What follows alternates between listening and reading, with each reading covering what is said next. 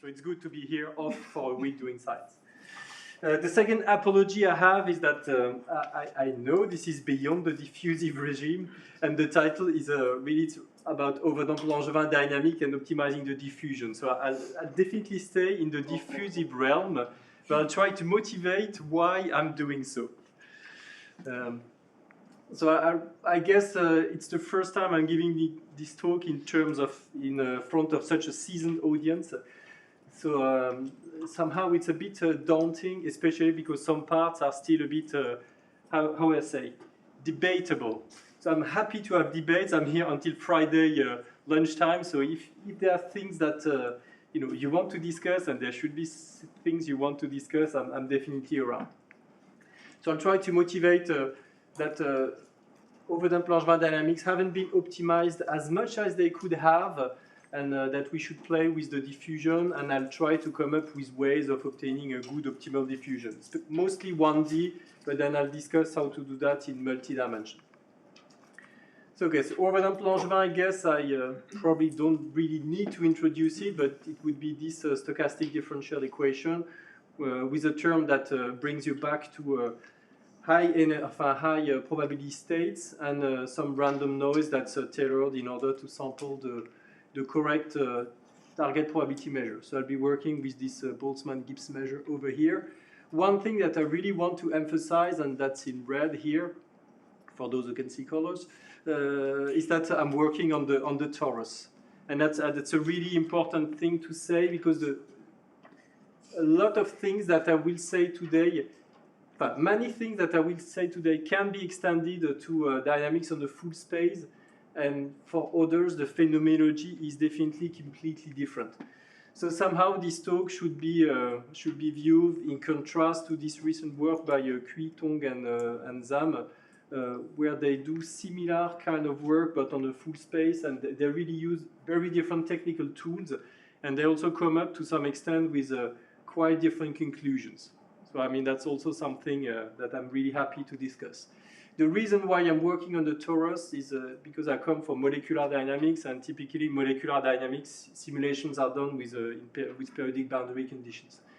And also on the mathematical side, of course, being on the torus helps, and you don't have to care about the tails of your probability measures and so on.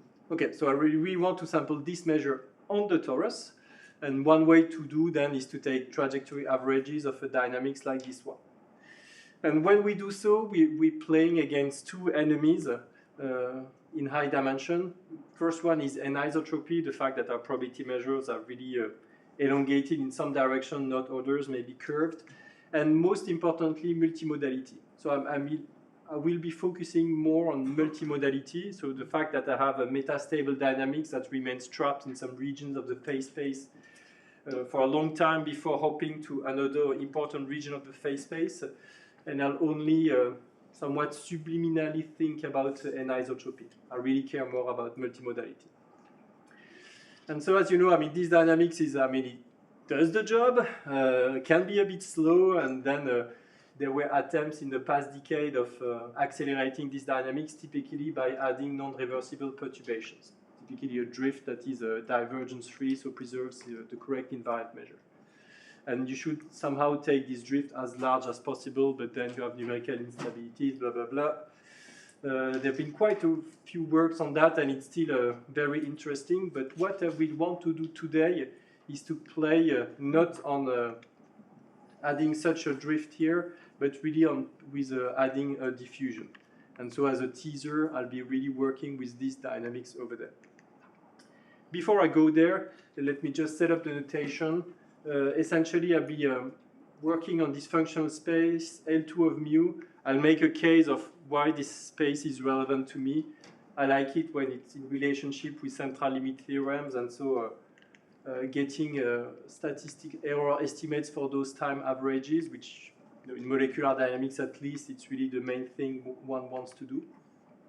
The other thing which I like about L2 of mu is that the generator of the dynamics is symmetric. I mean, can easily be seen to be so, because you can rewrite it in this symmetrized form with those adjoints on L2 of mu.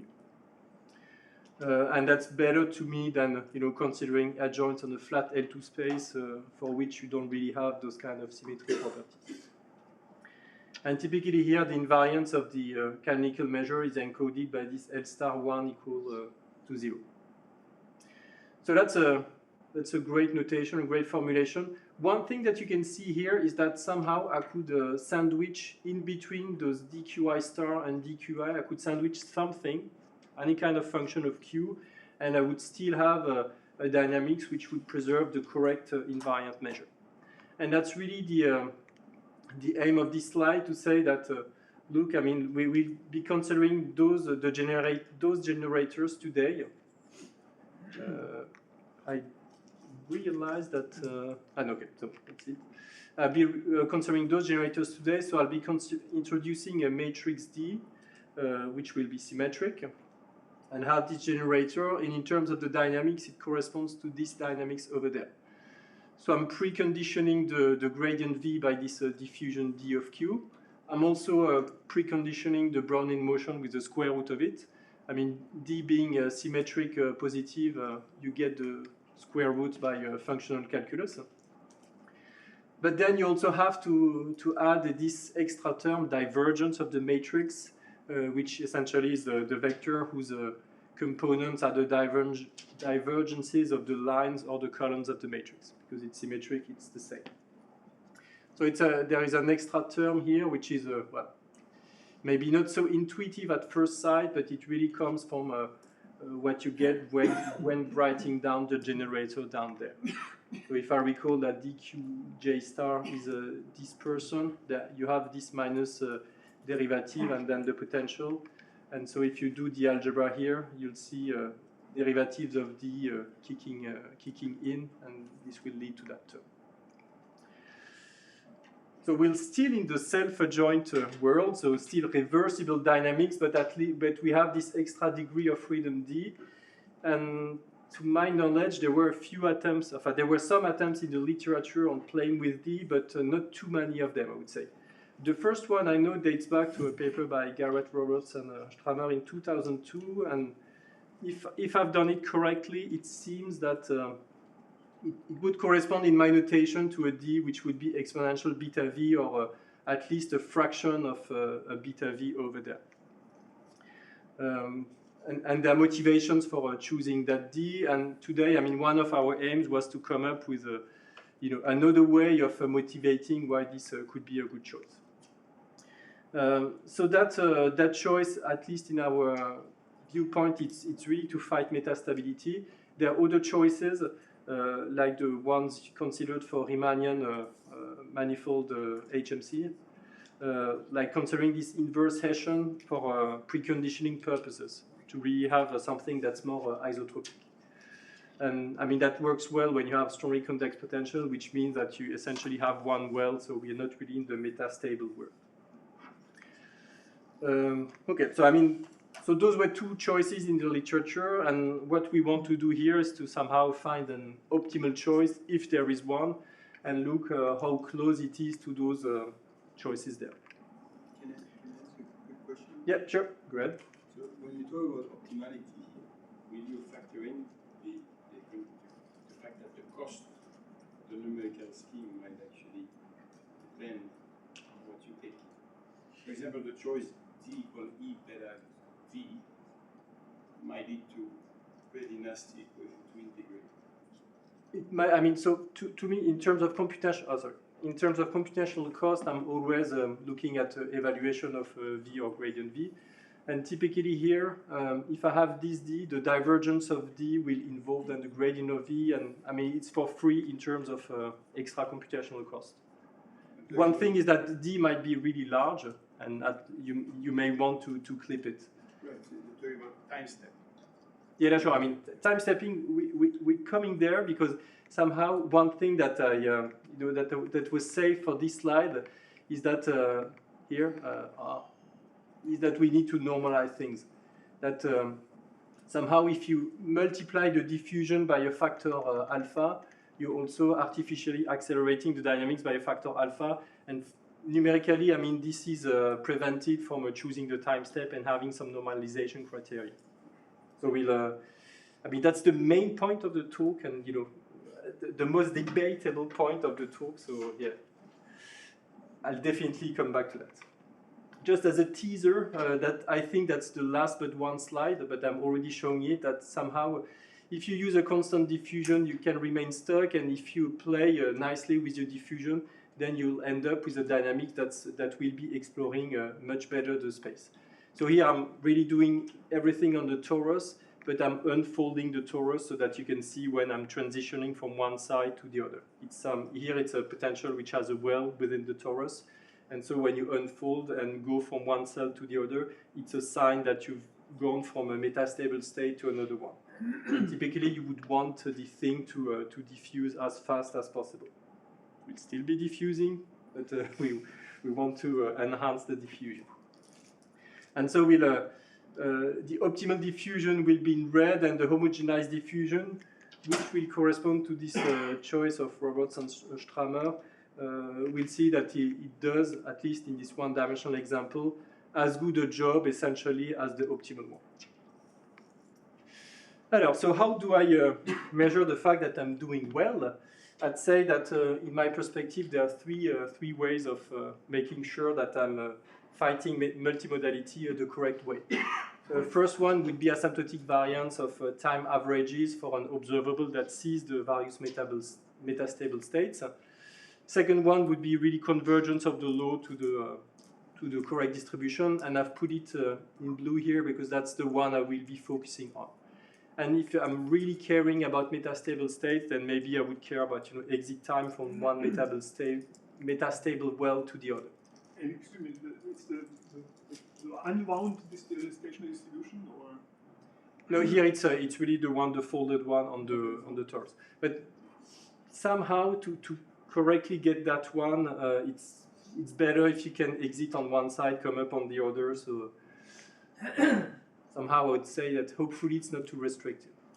So I'll be focusing on this convergence of the law, and because I'm in the reversible setup, somehow it's easy enough here because I can relate the convergence of my density with respect to the target probability measure. So the law at time t, I'm really writing it as this ft of mu. And this ft, I want it to converge to 1. And I'm measuring here the distance in L2 norm. And it's a standard computation that this is exponentially decreasing with a factor lambda that's related to the Dirichlet form of the dynamics. So that's the computation on the computation is on the next slide. Just remember it from here. There is no prefactor because the dynamics is reversible, and it's really this lambda of d that we will want to maximize, and that will be my aim today. So the derivation of that, if you've never seen it before, would be simply to look at the semi-group applied to some test function. I mean, it could be also the initial distribution if you prefer to think about a probability distribution than observables, and you consider the time derivative of that as in kinetic kind of models.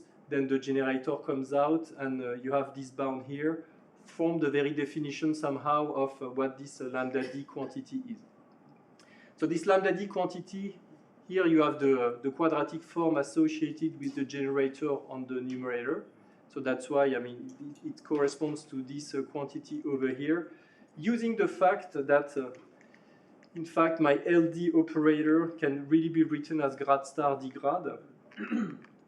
So when I'm plugging that in here, I've got a grad star d grad, and then I'm putting the gradient on this side, and then I'm back to a quantity like this numerator. So this lambda d then would be this infimum of the quadratic form, which properly normalized, and so I'm minimizing over test functions u, which would be h1 with mean 0. I'm considering functions which are orthogonal to the constant functions in order to have the spectral gap. If I'm looking at the spectrum of my operator LD, you would have 0 as a largest, so it's a negative operator, you would have 0 as the largest eigenvalue, and if d is larger than some constant identity with a constant which is positive, you would have an operator with a compact resolvent with eigenvalues that go to minus infinity. So discrete eigenvalues that go to minus infinity. And the quantity we're looking here, this lambda d, it's really the spectral gap, so the distance between 0 and the first non-zero eigenvalue. So that's the quantity we want to maximize here. Maybe I see that I've sent it too high. Well, so maybe it's more clear like that. So that's really our target today. We want to maximize the spectral gap over functions, spectral gap defined this way. So one thing here is that I will really be thinking of these that are lower bounded by a positive constant. Otherwise, maybe H1 here is not the right functional space. If I have a D function which vanishes somewhere or over regions, I should be minimizing upon a larger space than H1 to really catch the spectral gap. Otherwise, I only have an upper bound. But for simplicity, somehow let's think about these which are lower bounded by a positive constant, this positive constant being maybe extremely small. For numerical optimization, we will set it to 0, but for functional, I'd say for the analysis proof, it's better most of the time if we have a positive lower bound. So let's now try to optimize the diffusion here, so to maximize the spectral gap. And for that, the first thing I need to do is I need to normalize the diffusion. I mean, so that's something I've already hinted at, that if you multiply the diffusion by a factor alpha, you multiply the spectral gap by a factor alpha, and it's just an artificial acceleration of the dynamics which you will pay when you discretize. So somehow I need to normalize things, and the way I will be normalizing it is using this quantity here. So that's the debatable thing in the talk. In fact, one of the debatable things, I'd say. So in the paper by Kuitong and Zam, I think they use something similar, but it's a trace. It's the integral of the trace of D with respect to the Gibbs measure that they're considering. Somehow here we're considering this quantity for the following reason. So this D of Q is the square displacement that you get from the Brownian motion. So it's a kind of typical scale, and the fact that the configurations you visited are distributing according to the Boltzmann-Gibbs measure means that somehow the typical size of the displacement that you have would be some quantity like that. So at a point, so that's a typical displacement at a position Q, and that's the likelihood of observing this configuration Q. Here I'm setting the normalizing constant to 1. So that's somehow some average displacement. So one could think of fixing this to not 1 but to some matrix. But that's maybe a lot of constraints if you have this kind of matrix constraint. So that's the reason why here we're putting a norm. So F stands for a finite because it's a finite dimensional norm. Well, in practice, it's also often the Frobenius norm in our case, but it could really be some form of a matrix norm. So somehow we would want, then we go into something like that if we go out of the matrix kind of condition. And then the thing is that, well, this quantity, why just average it with a power 1? We could also take some power p to be a bit more general, and that's that's how we came up with this normalization over here. But it took me like 30 seconds to motivate it, so I guess that in 30 seconds you could motivate another criterion using a trace or whatever.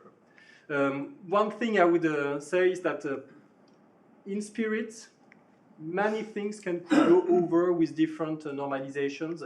Maybe the final result, I mean, this kind of optimal motivating y exponential beta v is a good choice, maybe wouldn't come out of other normalizations. And at least in the paper by Kuitong and Zam, they come up with other optimal matrices than the one we have. Anyway, so I mean, that's how I'm measuring somehow the the norm of my diffusions. And what I will want also is that, so this quantity that still naturally appears in my computation, I will want it to be between A and 1 over B.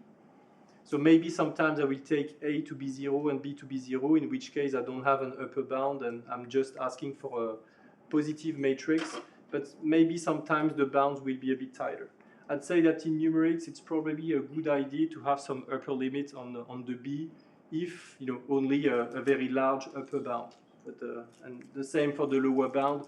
I'm always a bit nervous with a diffusion that can hit the value 0, because maybe then you have ergodicity issues and so on, and my suggestion would be to rather have a small lower bound but a positive one. And for some of the results also you probably want a matrix norm which is compatible with the order on symmetric positive matrices. So if one matrix is larger than the other, its F norm is larger than the other as well. And with all that, I mean, we'll be maximizing the spectral gap on this set of matrices. So with this LP norm kind of constraint, and for diffusion matrices which are a subset of bounded diffusion. So this space L infinity V, I mean, it's the counterpart of this one for P equal infinity, meaning that you want exponential minus beta V times D to be bounded. And because exponential minus beta V is itself bounded, somehow you just want D to be bounded. So that's for technical reasons. We want D's which are bounded, but with no definite bound on them, unless you fix a B to be positive. Is it clear for everyone the kind of normalization I'm choosing? So really, I say I'm really maximizing this quantity over here for the D's which are in this set. So first, I mean, we can look at the theoretical level somehow whether we have a well-posed optimization problem. And it happens that it is the case provided A is, I would say, not too large, and B is a positive. And so the fact that B, I mean, typically for this existence result, it's better if we have bounds on the diffusion matrix, and that's used in some compactness argument when we have a maximizing sequence. And the fact that AB is smaller than 1, I mean, that's just a compatibility criterion between those two bounds here.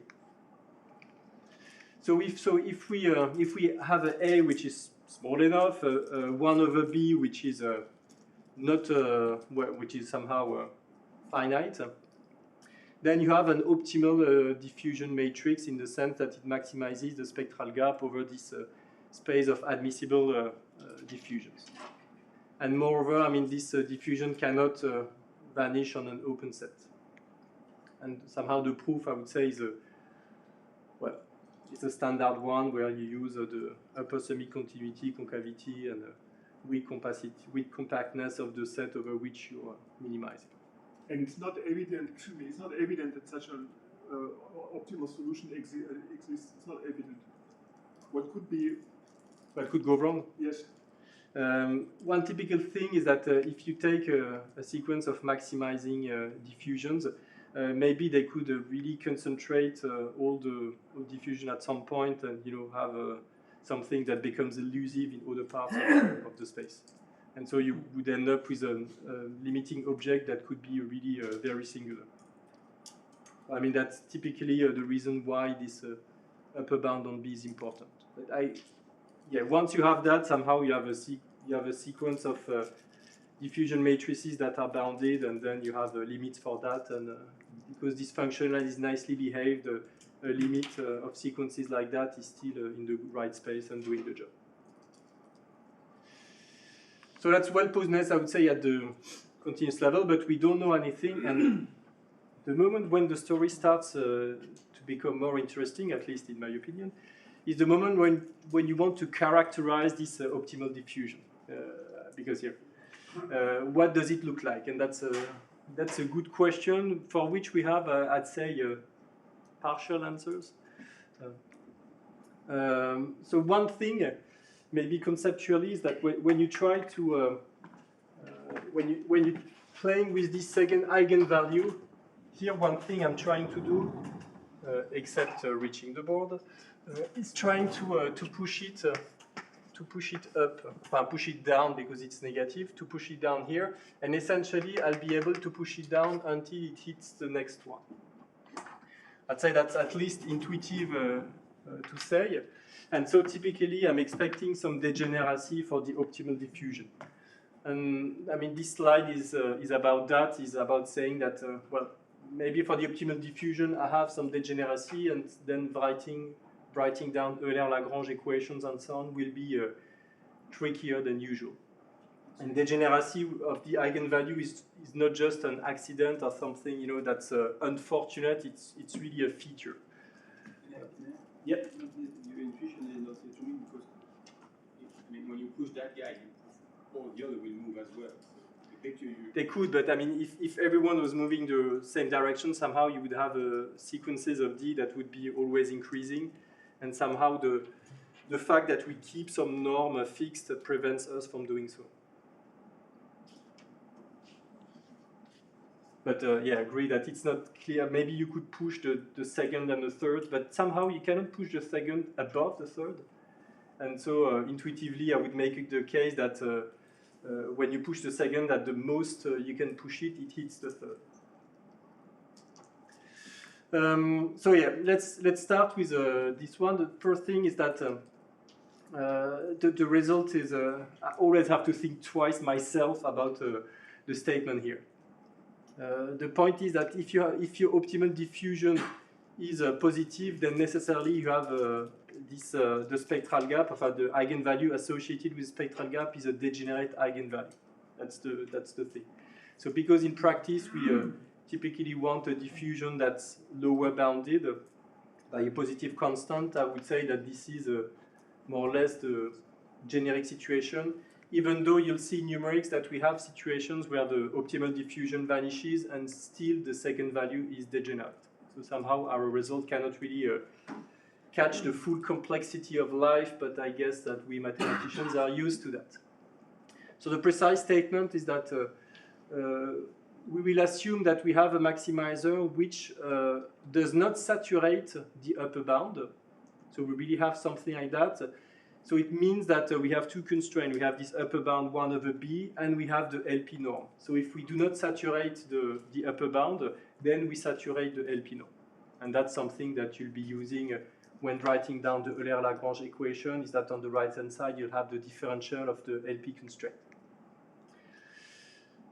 So we assume that we don't saturate the upper bound, and then if we don't saturate the lower bound either, because we have something that's a positive definite, then necessarily our eigenvalue is degenerate. And the way it works is that it's a reasoning by contradiction. We assume that we have something, an eigenvalue that's only one that has only a multiplicity 1. Then we can, by analytic perturbation theory, we can write down some Euler-Lagrange equation and come up with the fact that our optimal diffusion would be rank 1.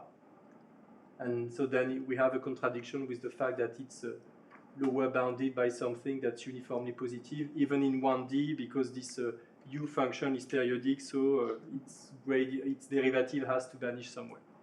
And your matrix remains diagonalizable? Which matrix? The D? Yes.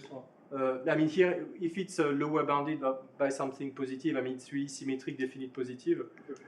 then it's diagonalizable with eigenvalues which are all positive.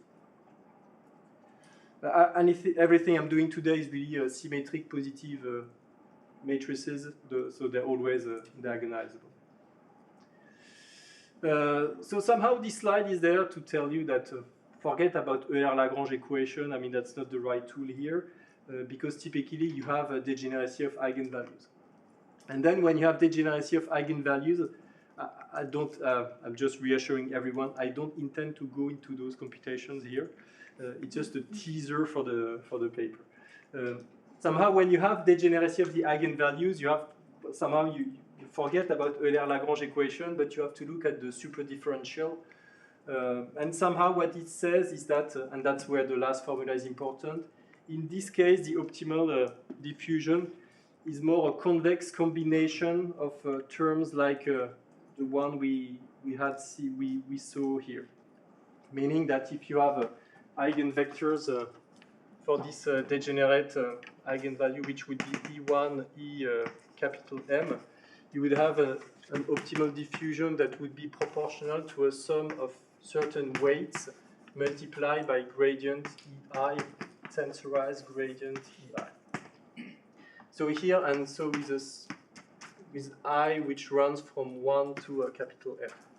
So that's a situation when you could have indeed something that's positive definite here, depending a bit on the number of eigenvalues you have, and also depending on where the eigenvectors, the gradient of the eigenvector vanishes. But at least then, when you use this super differential kind of characterization, you would obtain something like that, but you don't really know who the omega i's are, except that those are positive and they sum up to 1. So it's a bit of an abstract characterization. I'd say that a more constructive characterization that we numerically check to be correct is by lifting the degeneracy by going to a softmax. So instead of really just maximizing the maximizing the spectral graph, so minimizing the second eigenvalue, we use a function which is smooth and approximates the minimizer. So typically looking at quantities like that. So if you're not so used to traces, I mean, and here also because the operator has a purely discrete spectrum, it simply amounts to considering the eigenvalue, multiplying by the multiplicity, and then having some exponential alpha lambda factor. And so when you simplify a bit by the leading exponential alpha lambda 2 factor, you obtain this quantity over here. So here it's apparent that when you let alpha go to infinity, this converges indeed to lambda 2, the first non-zero eigenvalue. And the smaller alpha is, the more you take into account the higher order eigenvalues. So that's something that's nice because this function here, it's an analytic function of alpha, and so you can differentiating with respect to alpha and so on is much easier than otherwise. And so it's also more algebra can be done here, I would say. And so we do the algebra for you in our work, and somehow after that here, what you can do is to maximize this approximate spectral gap for every value of alpha, let alpha go to infinity, and look at how things converge. And when you do that and do some extra algebra, you end up with a formula like this one when you have here it's the 1D case when you have a second eigenvalue which is twice degenerate. One thing we're able to do is to really identify those abstract coefficients in the superdifferential characterization in terms of quantities which you compute for every value of alpha and then have the limit of. So here this parameter eta, it's really this limit of when you have every value of alpha, you have a differences between the two eigenvalues, you multiply by alpha, you let alpha go to infinity. So anyway, if I've lost you here, just bear in mind that that the typical kind of optimal diffusions we will be obtaining in the end can be written that way. But in practice anyway, we'll do some numerical procedure to find them, and we'll just check a posteriori that those characterizations work. Somehow the other message is that it's typically complicated formulas down there, and you probably don't want to do what I just said. So either solve a series of problems with alpha going to infinity, or even just do a full-blown maximization for the problem you have, because the D, can be high-dimensional, and those optimization procedures can be pretty painful to converge. So that's a motivation for coming up with some approximate formulation of the optimization problem with ideally closed-form formulas, like this one down there, that could either serve as a proxy for the optimization procedure. So you would start your optimization procedure from there, and because you'd be close enough to something that's optimal, well, you would need less optimization steps to get the correct diffusion matrix. Or maybe you don't even need to further optimize that because it's already doing a great job. And so that slide is about motivating that this exponential beta v kind of matrix can be matrix. Diffusion coefficient is a good choice in 1D, and then at some point I will discuss the higher dimensional extension. First thing for that, let me remind you, I don't know what's your past experience about that. That if you consider SDE like overdamped Langevin dynamics over the full space, so here I'm thinking of this 1D cell which is unfolded, so I'm really on the full space, and then I'm going into this diffusive time scale. So I'm looking at really long times, t over epsilon squared, so I'm really diffusing around, and then I'm rescaling by a factor epsilon. And when I'm doing that, I'm weakly converging to a Brownian motion with a effective diffusion coefficient d bar.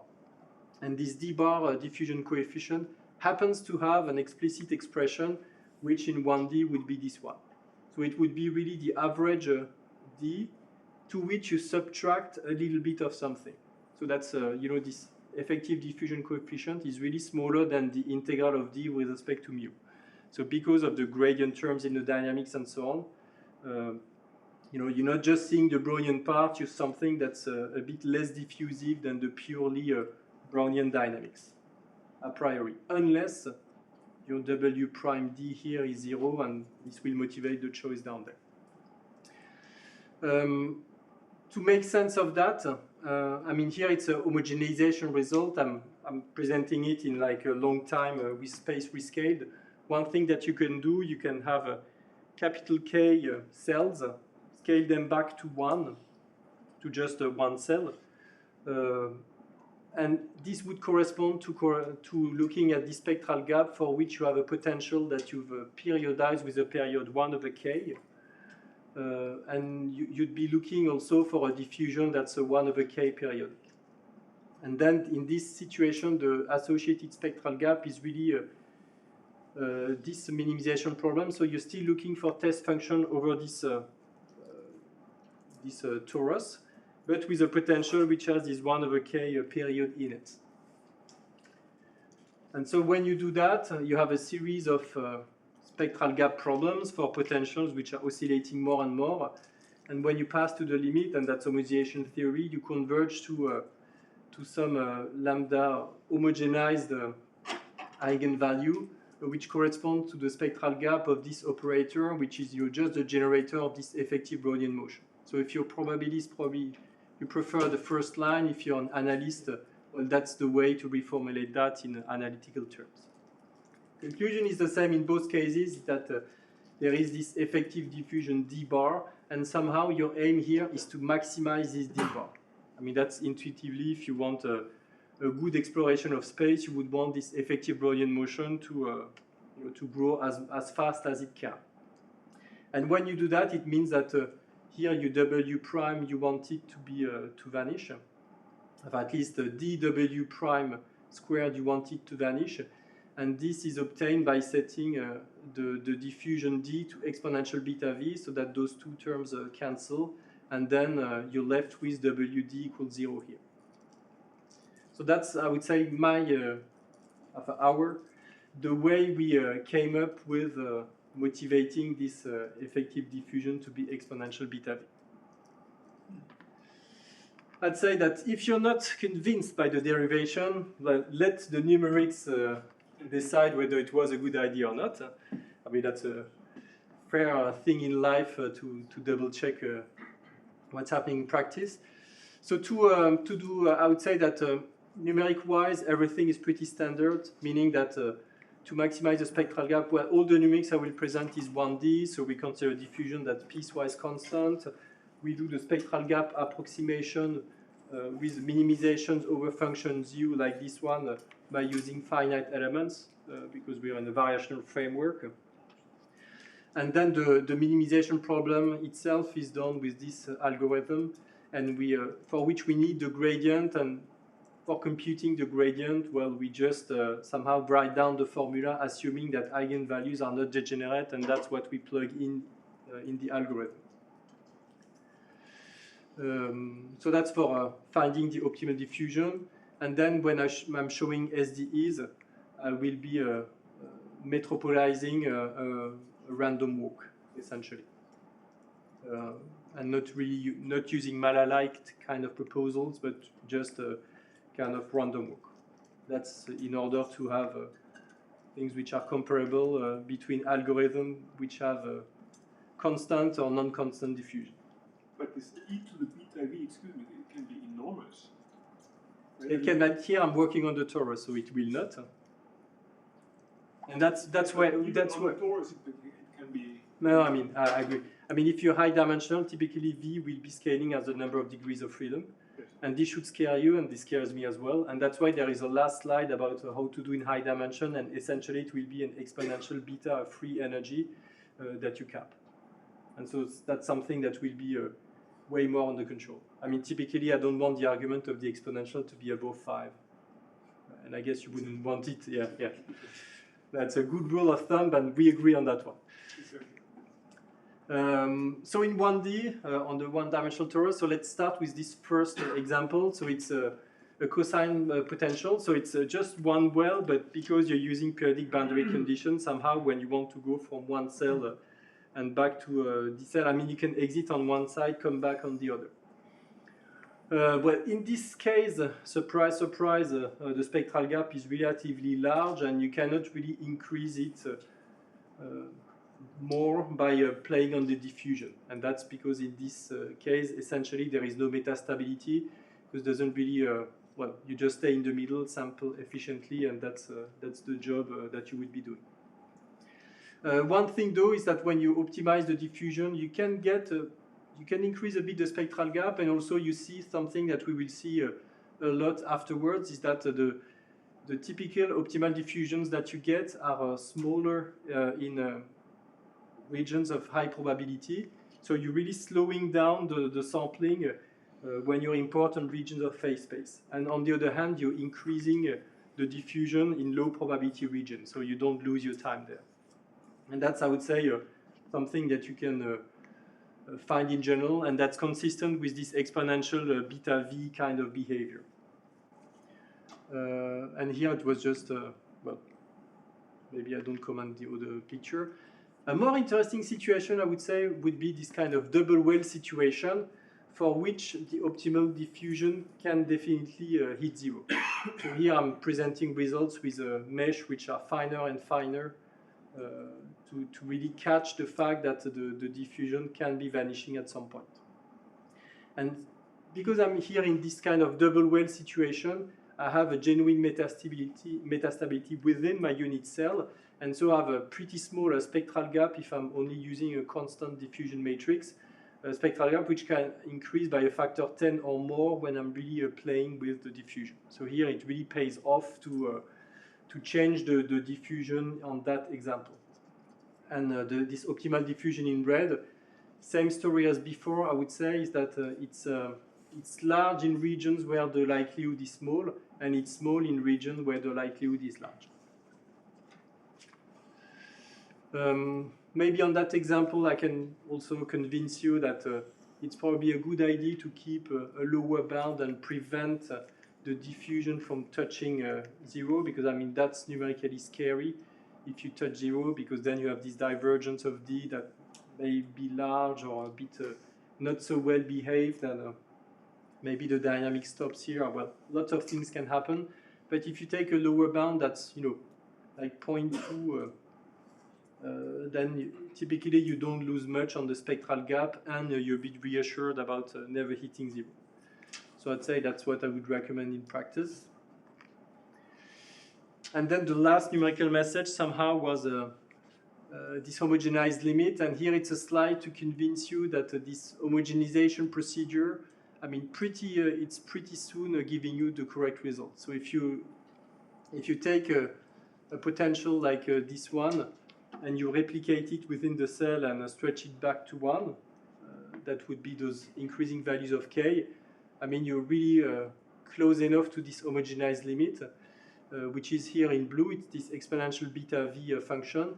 And when you look at the optimal diffusion for k equal 1, so without this reperiodization procedure, you see that the two already agree quite agree, and you're also preventing those points where the diffusion vanishes. So I'd say that this homogeneous kind of result is inexpensive, pretty close to the optimal, and somehow is backed up quite nicely from an analytical perspective. And yeah, I've already commented this one just to show you, to convince you that on the Monte Carlo side, everything is nice. Because time is running, I'm just say that for Metropolis, rejection rate somehow it's for the optimized diffusion, they mostly occur when V is minimal because that's where you spend most of the time, and well, so the behavior with respect to rejection probability is a bit different from a constant behavior. But maybe the last slide, I mean, that's the point I should emphasize a bit more, is that well, there are two questions which are really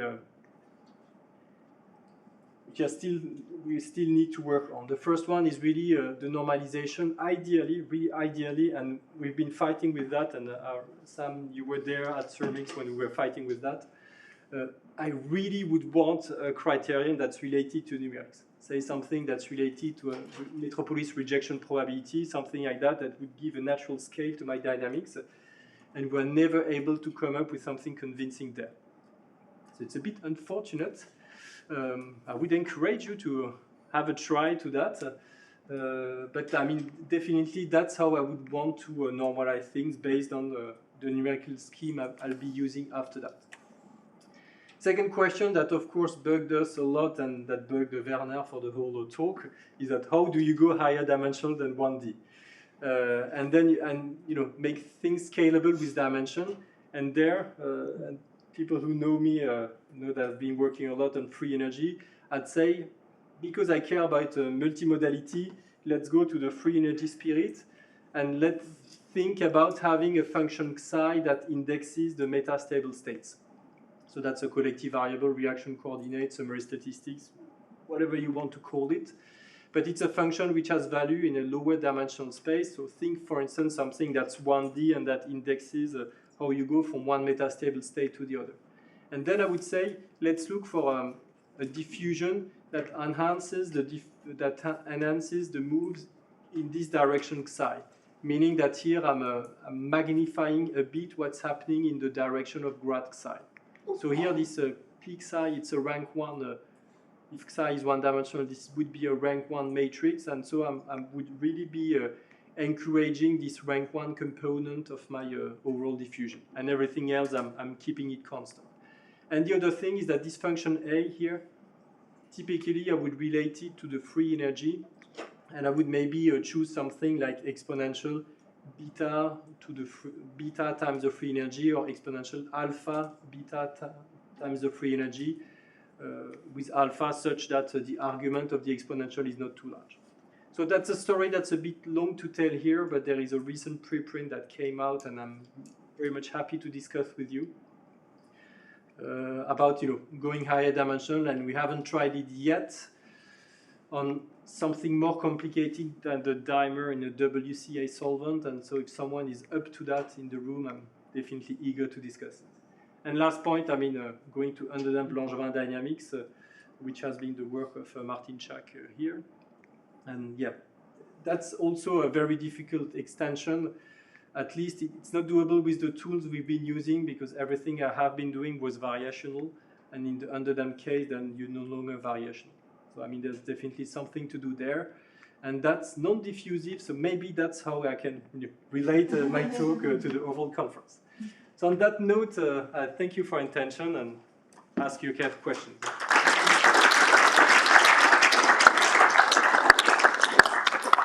Thanks, Gabriel, for the really nice talk. Anyone have any questions? Maybe a first coin in the normalization debate. So related to numerical, if you wanted to do something unadjusted at the end, you would have your weaker analysis that tells you that your first order error is something. If you take the supremum of that for smooth function, you would get something which would be like some weighted negative Sobolev norm of your diffusion instead of LP norm, so which is somehow not too far from what you get from your analysis. So is it something you have considered? So you'd say typically you would write a Taylor expansion and look at the first term and try to somehow set the magnitude of that term, and because it involves the Poisson equation, then it's generator -1 applied to something, and that's your... Yes, so you take the supremum of that for functions which are like hk for some k, yeah. k equal 1, say, which is, which would be some negative to the left norm of d, so still something spectral somehow. That's a good point indeed, yeah. I'm trying to, of course, depends a bit on the numerical scheme, but for each numerical scheme you have a different, well, you have a given right-hand side to the Poisson equation, indeed, yeah. And so you could, one would have to write down how the right-hand side depends then on D, and try to maintain that constant. So that would be at least natural with respect to, if you wanted to do that at the end with something unadjusted, it would be natural since your normalization was related to how you choose the step size. So somehow you look at the error in the step size and you normalize it. Yeah, no, okay, I agree.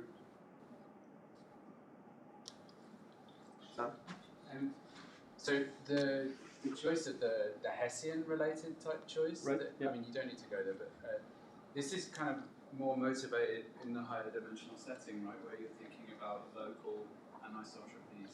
Yeah, it's definitely an anisotropic, so one mode, and typically I'm trying to make it as isotropic as possible. So do you think if you move to the higher dimensional setting, you might see things that are more like this? Or, because in one dimension you don't really see this. No, you don't, so in the work by Cuitong and Zam, I mean, they do that. I mean, they rely fundamentally on the Braskamp-Lieb inequality, and in Braskamp-Lieb, this inverse Hessian naturally appears to make everything isotropic. So I mean, they definitely go to that direction. On the torus, somehow you're never strongly convex, and there's no way you can see it naturally popping out. I mean, this Hessian definitely is non-invertible at some places and so on. So that's why I was saying that the behavior, the phenomenology can be fundamentally different between torus and full space.